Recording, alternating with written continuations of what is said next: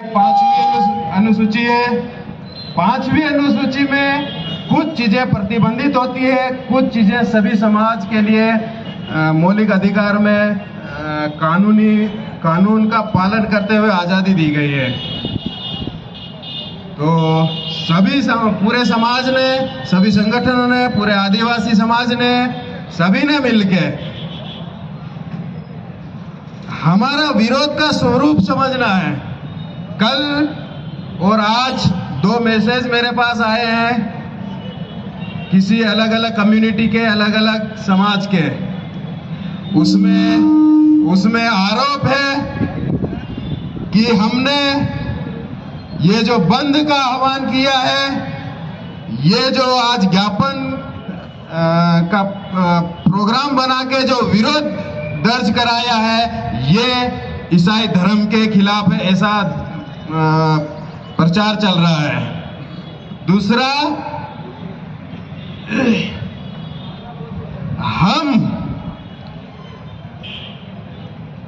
पूरे हिंदू समाज की तरफ से हम क्लियर कर देना चाहते हैं, ये देश हमारा है, ये देश हमारा है, ये जमीन हमारी है।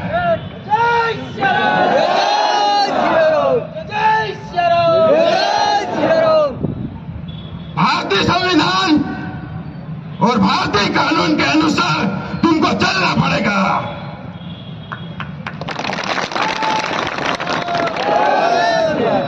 हम किसी धर्म के विरोध में खड़े नहीं हुए हैं, हम किसी धर्म के विरोध में बंद का आह्वान नहीं किया, न ही बंद जो हुआ है वो किसी धर्म विशेष के विरुद्ध में नहीं है, न किसी विशेष समुदाय के विरोध में है। यह जो विरोध हो रहा है, यह विदेशी कंपनियों के विरुद्ध हो रहा है। इसमें हर भारतीय को आना था। क्या तुम भारतवासी हो? विदेशी कंपनी यहां पे आई 1905 में।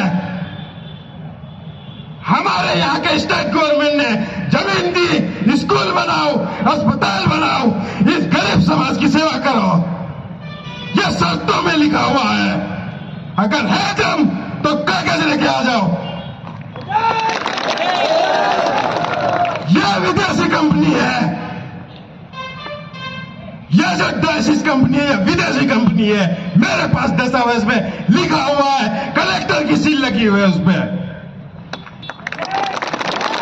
इस संस्था को जो जमीन अलॉट हुई है, वो एक कब्जे धारक के रूप में कब्जा करके बैठे हैं ये संस्था।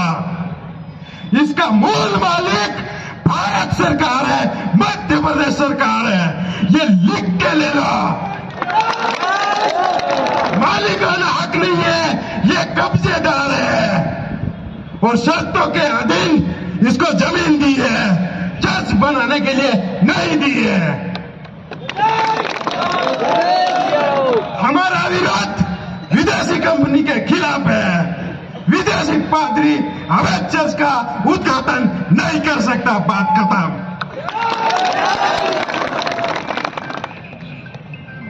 और इस संस्था और इसके विदेशी पादरियों के द्वारा झाबुआ जिले में 40,000 ईसाई बनाए हैं। और सबसे बड़ी बात, इसी कलेक्टर ने मेरे को एक आरटीआई में लेटर दिया, उसमें क्या लिखा है, शब्दों पे ध्यान दीजिए।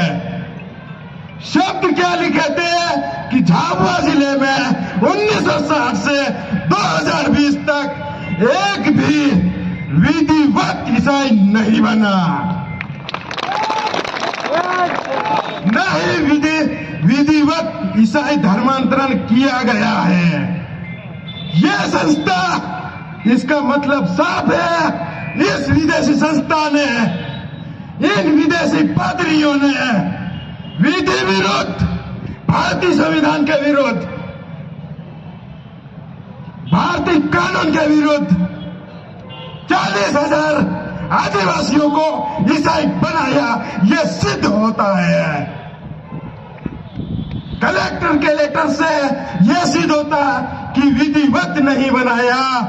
इन्होंने, इनका दावा है 40,000 संख्या है, तो ईसाई की 40,000 संख्या है, इसका मतलब वो 40,000 इस संस्था ने, विदेशी संस्था ने गैर कानूनी रूप से हमारे आदिवासी, हमारे हिंदू समाज को ईसाई बनाया है।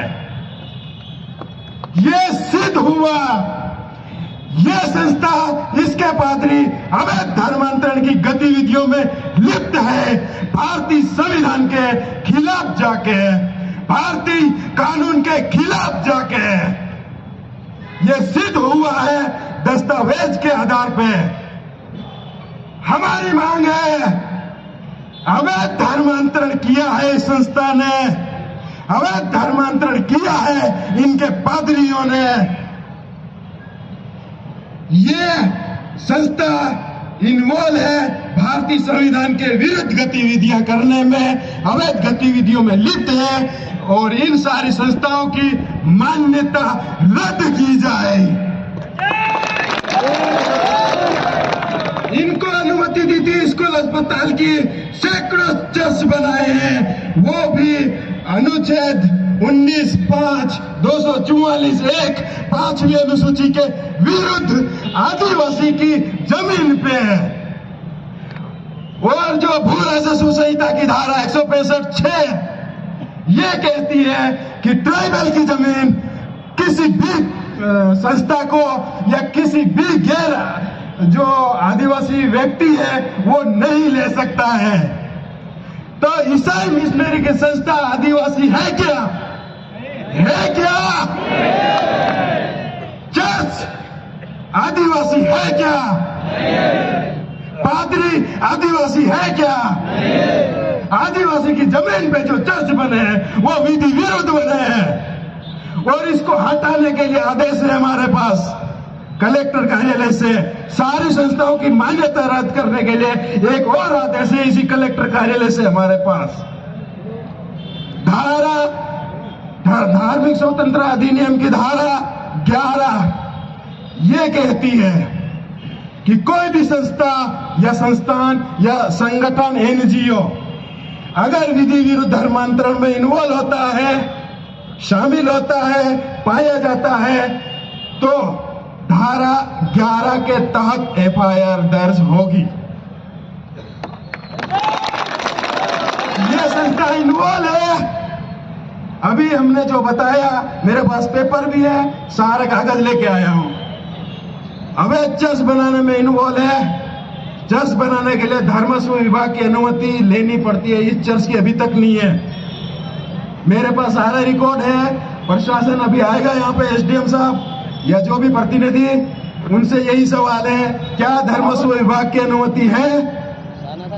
फिर भी चर्च बनाया है तो अवैध हुआ है। ये इनके बाप की जमीन थोड़ी है, ये हमारे पूर्वजों की जमीन थी। मालिकाना हक इनका थोड़ी है, मालिकाना हक तो हमारा है। तो मान्यता रद्द की जाए सभी संस्थाओं की। मैं सबूत दूंगा अभी इसी वक्त, सत्यापित कॉपियां है मेरे पास प्रशासन की और पुलिस विभाग की, कहां चर्च बने हैं, कौन कौन पादरी बने हैं, सभी मेरे पास सत्यापित प्रतियां हैं। जिला प्रशासन का रिकॉर्ड बोलता है विधिवत नहीं है, मतलब गैर कानूनी ईसाई हुए कि नहीं हुए? चर्च भी अवैध हुए कि नहीं हुए? ये संस्था इन्वॉल्व है कि नहीं है? इसके साथ जितनी भी संस्था, जितने पादरी इन्वॉल्व है, गैर कानूनी सिद्ध होता है। दस्तावेज में सभी प्रेस वालों को अवेलेबल करवाऊंगा। प्रशासन आएगा और इस अवैध चर्च विदेशी संस्था की जो ओपनिंग है 25 तारीख को, वो हम हिंदू समाज, पूरा आदिवासी समाज, पूरे भारतीय विरोध करते हैं। विदेशी संस्था अवैध चर्च का उद्घाटन समारोह कैंसिल करे प्रशासन और शासन प्रशासन पूरे। चर्च अवैध है, विधि विरुद्ध कब्जा है जमीन पे, और ये जो क्षेत्र है 5वीं अनुसूची से अधिसूचित है। प्रशासन के रिकॉर्ड में अभी इनका जो चार्ट लगा हुआ है डायसिस का, उसमें लिखा है प्रताप बारिया। प्रशासन आके बताए प्रताप बारिया को इस चर्च ने, इस संस्था ने विधिवत बनाया है या गैर कानूनी रूप से उसको फादर बनाया, ईसाई बनाया। वो फादर है, ये खुद ही बोल रहे हैं।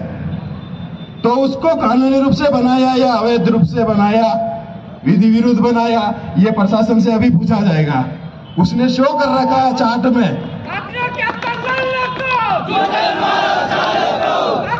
तो समझ नहीं है, सारी बातें मेरे को जो स्पष्ट करनी थी वो मैंने स्पष्ट करी है, और मरते दम तक विरोध करेंगे। विदेशी कंपनियां भारत छोड़ के जाएगी और जाना पड़ेगा। तो ये देश की लड़ाई है विदेशी कंपनियों के खिलाफ, किसी धर्म, किसी विशेष समुदाय के खिलाफ नहीं है। अगर जो विधिवत है, जो ईसाई है, गवर्नमेंट के रिकॉर्ड में हमको उनसे क्या लेना देना। तुम्हारे ईसाई धर्म से हमको कोई विरोध नहीं है, कोई मतलब नहीं है, लेकिन विधि विरुद्ध धर्मांतरण का विरोध है। हम आए हैं अवैध चर्च के खिलाफ, हम आए हैं विधि विरुद्ध धर्मांतरण को रोकने और तुम्हारी जो विधि विरुद्ध गतिविधियां उसको निरस्त करने के लिए। इन्हीं शब्दों के साथ मैं अपनी बात को खत्म करना चाहूंगा। जब तक तोड़ेंगे नहीं, जब तक तोड़ेंगे नहीं। आज प्रशासन ये गैर कानूनी जो गतिविधियां मैंने बताई है, इसके दस्तावेज भी है। वेरीफाई करना चाहे तो पब्लिक में वेरीफाई करवाऊंगा मीडिया के सामने। एफआईआर करके संस्थाओं की मान्यता रद्द करे। ये जो आयोजन है इसको निरस्त किया जाए। लड़ाई समझ में आ गई। संस्थाएं विदेशी है, विदेशी पादरी, विदेशी संस्था विधि विरुद्ध हमारे हिंदू समाज का धर्मांतरण कर रहे हैं, हमारे आदिवासियों का धर्मांतरण कर रहे हैं। विधि विरुद्ध धर्मांतरण का विरोध कर रहे हैं हम, अवैध चर्च का विरोध कर रहे हैं, किसी धर्म का विरोध नहीं कर रहे हैं। ये धर्म की आड़ लेके जो खेल खेलते हैं, उस खेल को कोई भी एक्सेप्ट नहीं करेगा और हम उसको सफल नहीं होने देंगे। तो जो भी है प्रशासन के पदाधिकारियों को, अधिकारियों को जो भी यहाँ पे नियुक्त किए हैं उनको बुलाया जाए, और समय नहीं है ज्यादा, जो भी होगा तत्काल होगा। और हमको ये आयोजन निरस्त चाहिए, कोई भी विदेशी पादरी यहाँ नहीं आ सकता। चर्च अवैध है, संस्था विधि विरुद्ध गतिविधियों में लिप्त है, तो कैसे आएगा वो इधर? आ रहा है सबका प्रशासन, अगर शासन ला रहा है तो वो भी संविधान के विरुद्ध गतिविधियों को सपोर्ट कर रहा है, ये मैसेज जाएगा। अवैध धर्मांतरण को शासन प्रशासन का सपोर्ट है, ये मैसेज जाएगा। अवैध है ना, हम बोल रहे कानून संविधान के अनुसार कार्रवाई करो। तो जो भी पदाधिकारी है यहाँ पे प्रशासन से कोऑर्डिनेट कर रहे हैं वो बुलाए, और जल्द से जल्द यहाँ बातचीत की जा रही है कि अपन देंगे हम निरस्त के लिए, संस्थाओं की मान्यता के लिए और इनके ऊपर एफआईआर करने के लिए।